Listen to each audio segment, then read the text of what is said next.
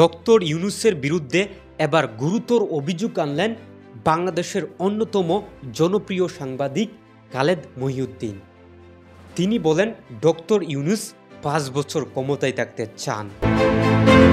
এই শিরোনামে একটি প্রতিবেদন আজকে প্রকাশ করেছে বাংলাদেশের অন্যতম একটি জনপ্রিয় পত্রিকা কালের কণ্ঠ। সাংবাদিক খালেদ মহিউদ্দিন বলেছেন, ডক্টর ইউনূস ৫ বছর ক্ষমতায় থাকতে চান। এটা আমি বিভিন্ন প্রচার প্রচারণা থেকে দেখতে পারি। এইটা তার ইচ্ছা। সম্প্রতি একটি টকশো অনুষ্ঠানে তিনি এসব কথা বলেন। খালেদ মহিউদ্দিন বলেন, বিএনপি ক্ষমতায় আসলে লুটপাট করবে। এটা উপদেষ্টা পরিষদ থেকে শুরু করে গুরুত্বপূর্ণ ব্যক্তিরা প্রচার করছেন। তারাই বিদেশিদের দেশে আনছেন, বিদেশিদের স্বার্থ দেখছেন। এগুলো কোনটা মিথ্যা? তিনি আরও বলেন, ডক্টর মোহাম্মদ ইউনূস কথায় কথায় বিগত সরকারের সঙ্গে ভারতের সম্পর্কের কথা বলে। একটা চুক্তি আপনি আমাকে দেখান তো, যেটা ডক্টর ইউনূস ভারতের সঙ্গে বাতিল করেছে এই ৯ মাসে।